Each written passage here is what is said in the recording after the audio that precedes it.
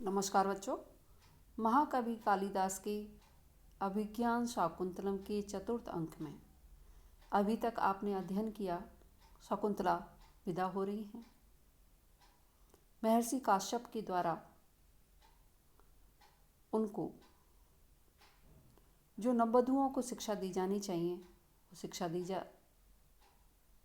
थी, जिसका बड़ा ही सुंदर वर्णन आपने इससे पूर्व देखा।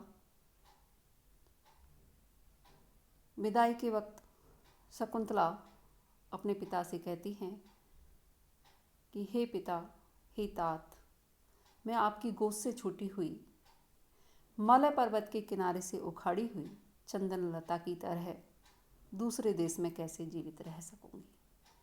आगे महर्षि काश्यप कह रहे हैं, काश्यपः वसे किम एवं कातरासी पुत्री, इस प्रकार दुखित क्यों हो रही हो। श्लोक देखिए। अविजनवतो भर्तुश्लाघ्ये स्थिता गृहिणी पदे विभव गुरुभिः कृत्यै तस्य प्रतिक्षणम् आकुला तनयम् अचिरात् प्राचीवार्कं प्रसूय च पावनं मम विरहजं न त्वं वत्से शुचं गणेष्यसि। वत्से, हे पुत्री, तुम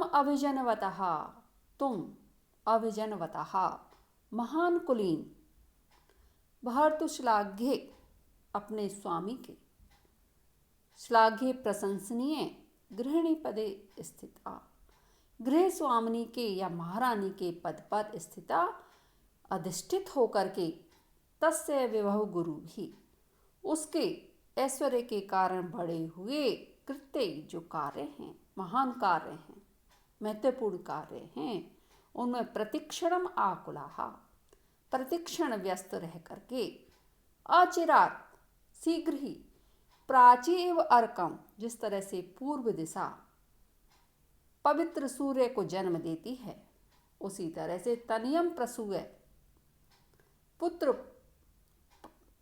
पवित्र पुत्र को जन्म दे करके, मम विरहजाम शुचम न गणेष्यसि, मेरे वियोग के दुख को भूल जाओगी।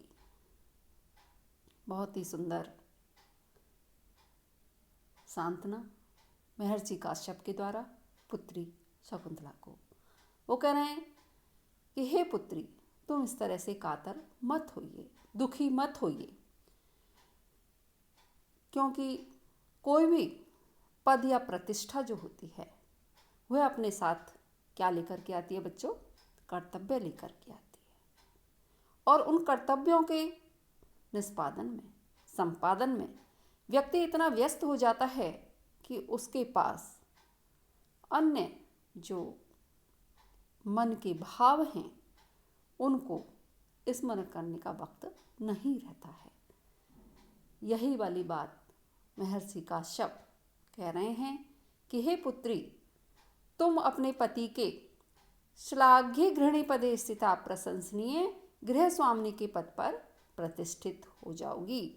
अब गृह स्वामिनी के पद पर प्रतिष्ठित होने के उपरांत जो घर के दायित्व हैं वो भी तुम्हारे साथ साथ आ जाएंगे, और उन दायित्वों के निर्वहन में तुम प्रतिक्षण क्या रहोगी? व्यस्त रहोगी। साथ ही तुम्हारे जो वैभव हैं, कार्य हैं जो स्वामी के, उनके द्वारा जो महान कार्य संपादित किए जा रहे हैं उनमें अपने आप को निरंतर व्यस्त रखोगी।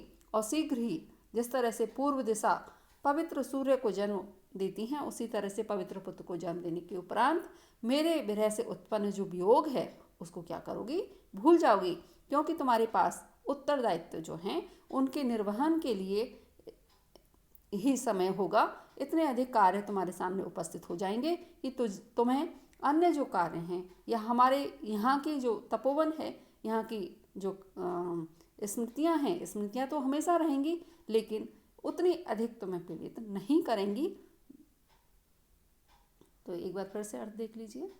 वत्से, हे पुत्री, तुम अभिजनवतः, तुम महाकुलीन पति के भर्तुश्लाघ्ये गृहिणी पदे स्थिता प्रशंसनीय गृह स्वामिनी के पद पर प्रतिष्ठित होकर के, तस्य विभव गुरु भी, उसके ऐश्वर्य के कारण महत्वपूर्ण जो कार्य हैं उनमें प्रतिक्षण आकुला, प्रतिक्षण व्यस्त होकर के, आचिरात, शीघ्र ही, प्राचीव अर्कम पावनम तनयम प्रसूय, पूर्व दिशा जिस प्रकार पवित्र सूर्य को जन्म देती हैं, उस प्रकार से प्रसूय पवित्र पुत्र को जन्म दे करके मम विरहजाम सुचम न गणयसी, जो मेरे विरह से उत्पन्न वियोग है उसकी गणना नहीं करूँगी। टिप्पणियाँ देखेंगे बच्चों।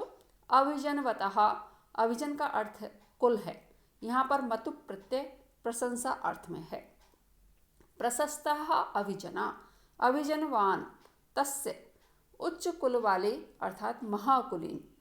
श्लाघ्य प्रशंसनीय, प्रशंसनीय इसलिए है कि वहाँ रहकर बहुतों का हित कर सकती हो, तभी लोग तुम्हारी प्रशंसा करेंगे। गृहिणी पदे, तुम गृहिणी होंगी अर्थात महारानी बनोगी। विभव गुरु भी, ऐश्वर्य की अधिकता के कारण तुम्हारे पास बहुत बड़े काम रहेंगे और उनमें व्यस्त रहोगी। प्राचीवार्कम, पूर्व दिशा जिस प्रकार सूर्य को जन्म देती है, यहाँ पर यह उपमा साभिप्राय है। जिस प्रकार सूर्य तेजस्वी प्रतापी और जगत का हितकारी है, उसी प्रकार तुम्हारा पुत्र भी तेजस्वी प्रतापी और चक्रवर्ती राजा होगा। पावनम, पवित्र, निष्कलंक, तुम्हारा पुत्र निष्कलंक और धर्मपरायण होगा। विरहजाम, इस प्रकार दिन भर अपने काम में फंसी रहने से तुम मेरे विरह के दुख को क्या करोगी, भूल जाओगी या उसकी गणना नहीं करोगी। यहाँ पर इव के द्वारा उपमा है। ना गणिष्यसि के 3 कारण होने से काव्यलिंग अलंकार है, तीनों कारणों के एकत्र होने से समुच्चय है। विशेष इसमें यह है कि बच्चों जो 4 श्लोक हैं उनमें से एक श्लोक कुछ विद्वानों के द्वारा यह भी माना जाता है, या ये भी है, कुछ विद्वान कहते हैं कि इसके स्थान पर अस्मान साधु विचिन्त्य, ये श्लोक उन 4 श्लोकों में हमें लेना चाहिए। इसमें विदाई के समय पिता के द्वारा पुत्री को सांत्वना देने का वर्णन किया गया है। आगे देखिए, काश्यपः यद इच्छामि ते तदस्तु, मैं तेरे लिए जो चाहता हूं वह पूर्ण हो। देखिए बच्चों ध्यान दीजिए, यद इच्छामि ते तद अस्तु, मैं तेरे लिए जो चाहता हूं वह पूर्ण हो। महर्षि काश्यप जो हैं उन्होंने मन से शकुंतला जो हैं उनको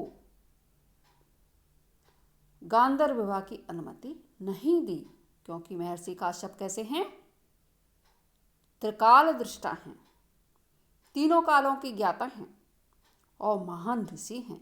उनके द्वारा यदि कोई बात कही जाए और वह पूर्ण ना हो, ऐसा हो नहीं सकता। यदि वे इसे गांधर्व विवाह को पूर्णतः अनुमति प्रदान कर देते तो वे इस प्रकार का आशीर्वाद यहाँ नहीं देते। उन्होंने क्या कहा कि मैं तेरे लिए जो चाहता हूँ वह पूर्ण हो। मैं ये चाहता हूँ कि तुम्हें यह महसूस हो कि तुमने जो कार्य किया है वह तपोवन के विरुद्ध कार्य था, इसलिए तुम्हें उसका प्रायश्चित अवश्य ही करना चाहिए, या तुम्हारे सामने ऐसी स्थितियां उत्पन्न हो कि तुम्हें अपने किए कार्य के प्रति क्या हो, प्रायश्चित हो। ऐसा मेरा मानना है। शकुंतला सख्यो उपेत्य, दोनों सखियों का स्पर्श करके या उनके निकट पहुंच करके, हला सखियो द्वयपि माम समम एव परिस्वज्य एथाम, तुम दोनों एक साथ ही मेरा मुझसे गले मिलिए। सख्यो दोनों सखियां, तथा कृत्वा वैसा करके।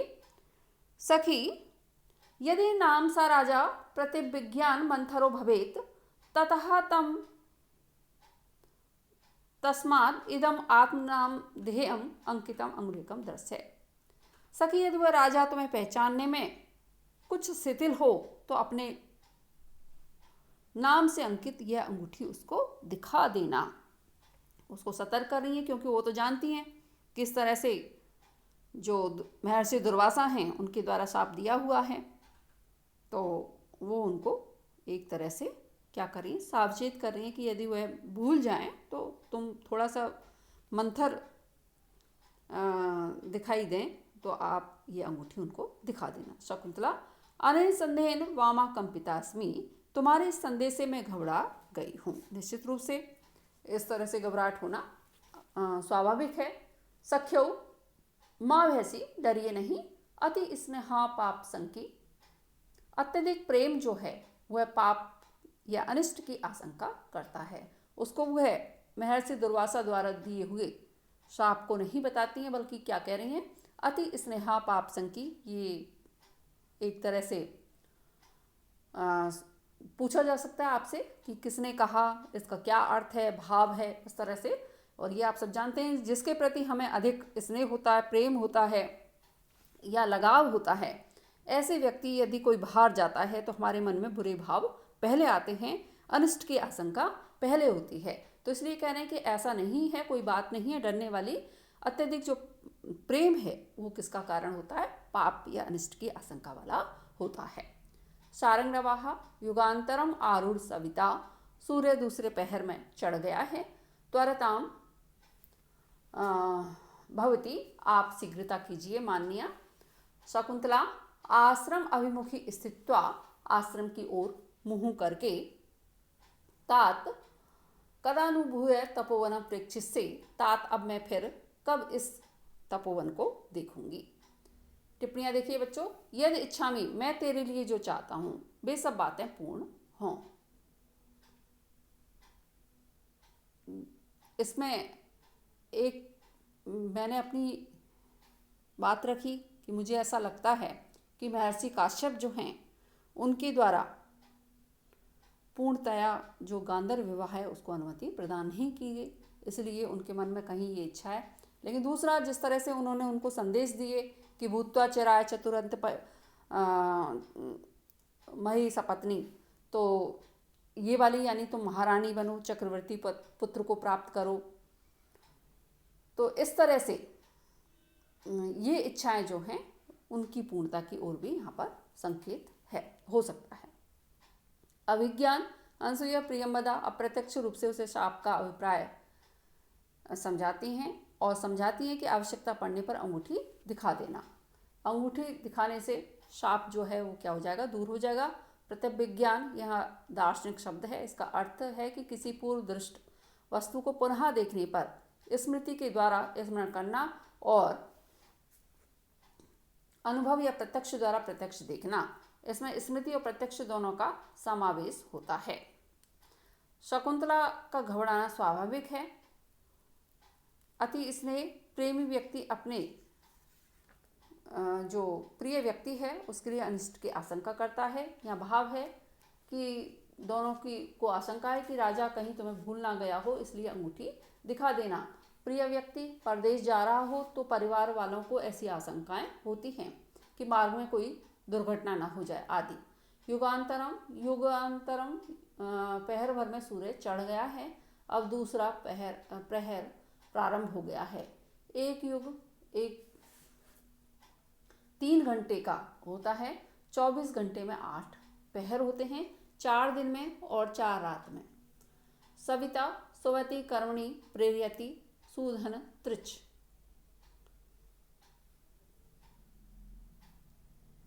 सूर्य जो लोगों को कर्म में प्रवृत्त करता है।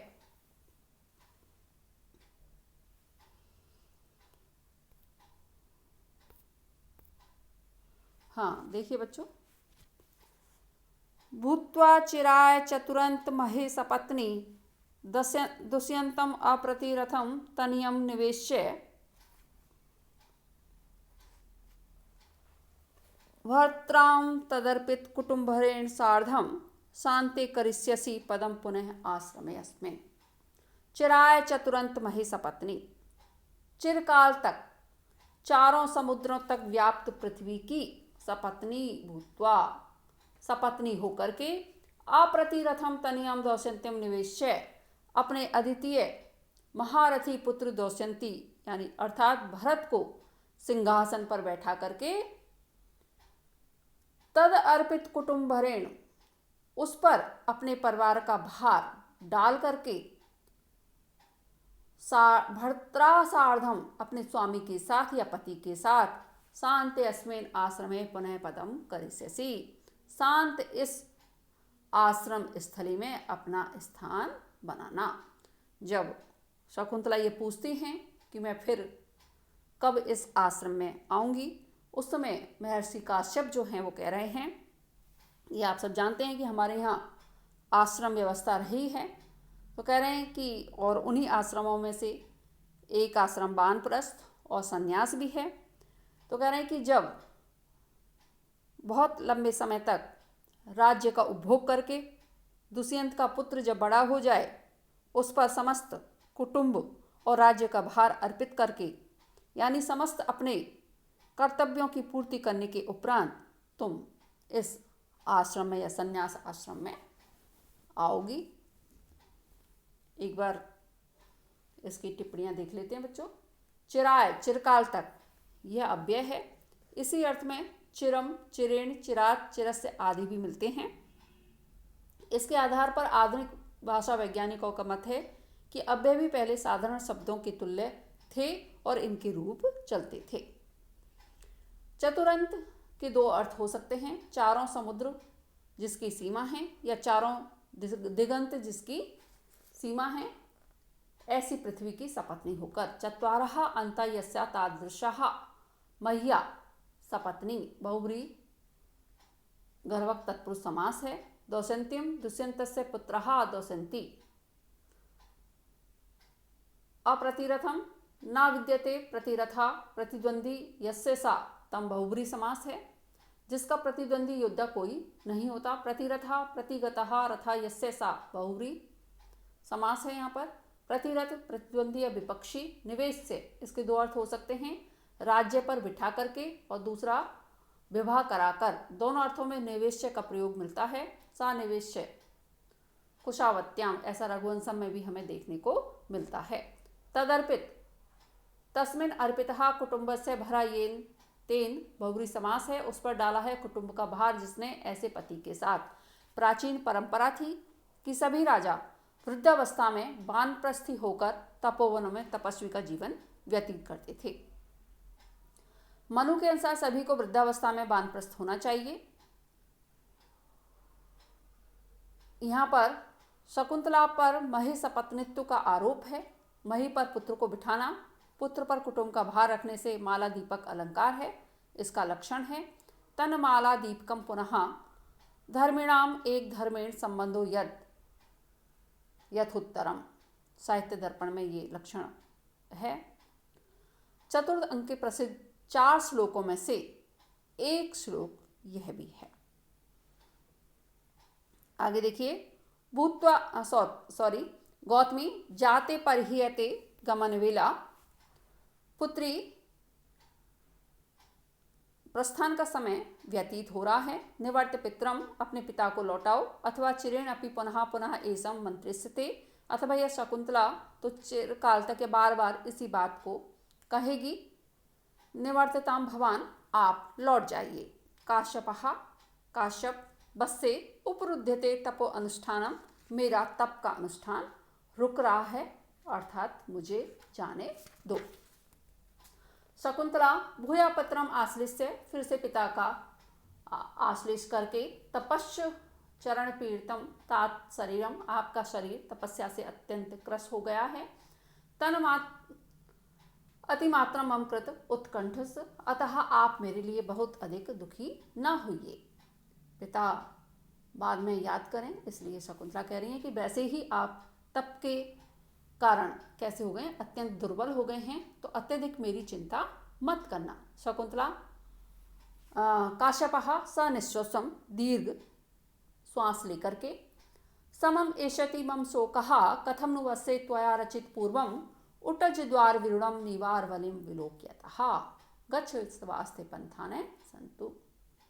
वस्य, हे पुत्री, त्वया रचित पूर्वम, तुम्हारे द्वारा पूर्व में पूजा के रूप में डाले गए, उटज द्वार विरुणम, कुटिया के द्वार पर उगे हुए, निवार वलिम, निवार के जो उपहार हैं या धान्य जो है उसको विलोक्यतः देखते हुए, मम शोका कथम समम एष्यति, जो मेरा शोक है भला कैसे शांत हो सकता है। कह रहे हैं कि जब तुम्हारे द्वारा उगाई हुई मैं धान्य पंक्ति को देखूंगा तो मेरा जो तुम्हारा स्मरण है वह कैसे मैं भूल पाऊंगा, अर्थात नहीं भूल पाऊंगा। आप जानते हैं कोई भी व्यक्ति यदि चला जाता है, हम उसको कितना भी भुलाने का प्रयास कर लें लेकिन हम उसे भूल नहीं पाते हैं। अगर हम भुलाना भी चाहें तो उसके द्वारा उपभुक्त की हुई या उसके द्वारा प्रदत्त की हुई जो वस्तुएं हैं वो हमें बार बार हमारे मन में उसकी उपस्थिति बना देती हैं। गच्छ जाओ पुत्री सेवास्ते पंथाने संतुनु संतु, तुम्हारा जो मार्ग है वह मंगलमय हो। निष्क्रांता शकुंतला सहयानिश, शकुंतला और उसके साथी वर्ग जो हैं वो प्रस्थान करते हैं। इसमें टिप्पणियाँ देख लें बच्चों। परिहते छोड़ रही है, यहाँ पर बीत रही है अर्थ है परिधन ही से कर्म कर्ता में लट जाने के समय में विलंब हो रहा है, अथवा पहले गौतमी ने शकुंतला से पिता को लौटाने को कहा, अथवा से यह ऋषि से कहती हैं कि आप लौट जाइए।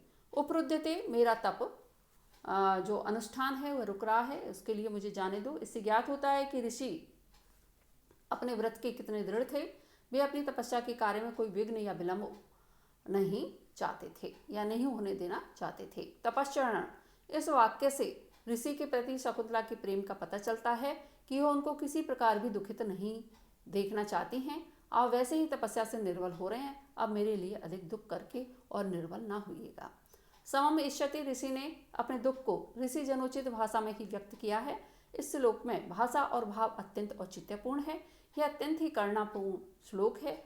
तेरे द्वारा डाले हुए पूजा के निवार जो अब कुटी के द्वार पर अंकुरित हो गए हैं, उन्हें देखते हुए मेरा दुख कैसे शांत होगा। जब जब इसको देखूंगा तभी तुम्हारा स्मरण मुझे आ जाएगा। रचित पूर्वम पूर्वम रचितम, सुप सुपा समास और भूतपूर्वे चरट, इस निर्देश से पूर्व का बाद में प्रयोग हुआ है। तेरे द्वारा पहले डाले हुए उटज, उटजस्य द्वारे विरूढ़म तत्पुरुष समास है। कुटी के द्वार पर उगे हुए। निवार वलिम, वलि शब्द वलि वैश्व देव यज्ञ या भूत यज्ञ के लिए डाले गए अन्न के लिए है। कुछ विद्वान भूता चिराय के स्थान पर इस श्लोक को भी क्या मानते हैं, प्रसिद्ध मानते हैं। सख्यो शकुंतला विलोक्य, शकुंतला की ओर देख करके, हादिक हादिक अंतर्हिता शकुंतला वन राज्या, हाय हाय वन पंक्ति से शकुंतला ओझल हो गई हैं। काश्यपा सनिश्वासम, लंबी सांस लेकर के, अंसुये गतवती वाम सहचारणी, तुम्हारी सखी जा रही है। निगृह शोकम अनुगच्छतम माम प्रसितम, अपने शोक को रोक करके मेरे पीछे आओ उभे दोनों।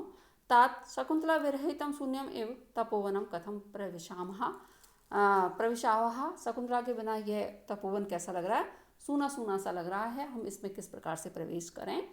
काश्यपहा स्नेह प्रवृत्ति एवं दर्शनी, स्नेह जो है उसके प्रति स्नेह जो है या प्रेम का संचार जो है वस्तुओं को इस प्रकार दिखाता है। जिसके प्रति हमें प्रेम होता है, यदि वह चला जाता है तो ऐसा लगता है कि सब कुछ कैसा हो गया है, शून्य में बदल गया है।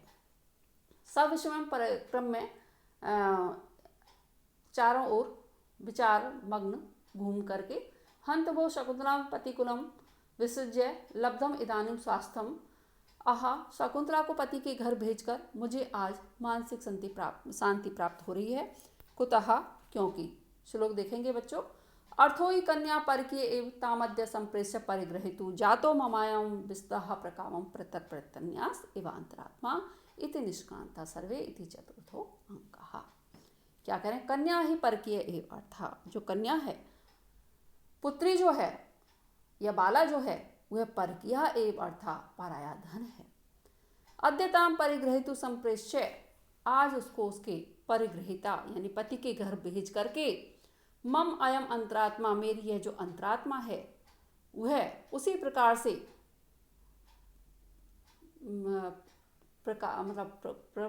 प्रकामम विस्दय प्रकामम जाता, उसी प्रकार से अत्यंत प्रसन्न हो रही है या मानसिक शांति की प्राप्ति हो रही है, जैसे कि कोई प्रत्यन्यास जो धरोहर है उसको लौटा करके कोई व्यक्ति क्या करता है, शांति की अनुभूति करता है।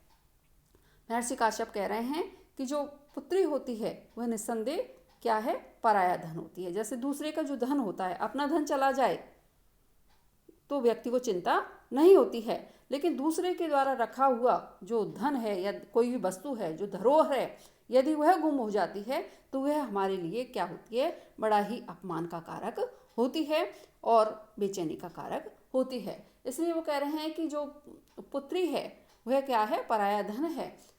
जब उसको उसके पति के घर पहुंचा दिया तो उसी तरह से पिता जो है उसका मन शांति की अनुभूति करता है, जैसे कि किसी व्यक्ति की धरोहर उसको सकुशल वापस लौटा दी जाती है।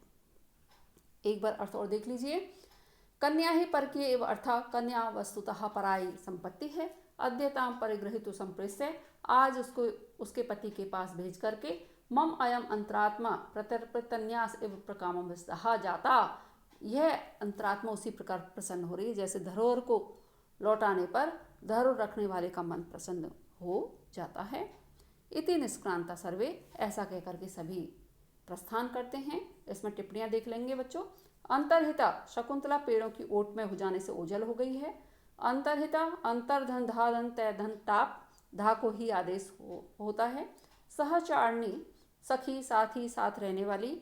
सहचरती थी, सहधन चरधनिणी, ताच्छिल्य में ऋणी प्रत्यय हुआ। सहधर्मचारिणी का मुख्यार्थ पत्नी होता है, अतः चारणी पाठ अधिक उपयुक्त है। निग्रह, रोक करके। निधन गृहधन ल्यप। शून्यमेव, शकुंतला के बिना आश्रम सूना सा हो गया है।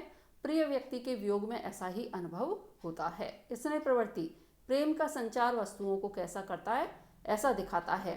उसके बिना सभी स्थान कैसे होते हैं, शून्य से, निर्जन से प्रतीत होते हैं, शून्य से प्रतीत होते हैं। स्नेह से प्रवृत्ति तत्पुरुष स्नेह का प्रवाह है। एवं दर्शयती, एवं दृश्य धन ऋच धन ऋणी, इन ताच्छिल्य अर्थ में ऋणी प्रत्यय हुआ। हंत, यहाँ पर हर सूचक अव्यय है। परिग्रहितु, पति के पास। पति हाथ पकड़कर अग्नि के चारों ओर प्रदक्षिणा करता है, अतः परिग्रहिता परिणेता का भी यही भाव है। विशुद्धः, स्वच्छ प्रसन्न। प्रत्यर्पितन्यास, प्रत्यर्पितः न्यासः, ये बहुब्री समास है, जिसने धरोहर लौटा दी है। पुत्री विदा पिता के पास वस्तुतः धरोहर के रूप में होती है। उसका उत्तम स्थान पर विवाह करा देने पर ही पिता को क्या होती है, वास्तविक शांति की प्राप्ति होती है। इति चतुर्थो अंक, यह चतुर्थ अंक समाप्त हुआ। अगले व्याख्यान में हम पंचम अंक का अध्ययन करेंगे बच्चों। तब तक के लिए धन्यवाद।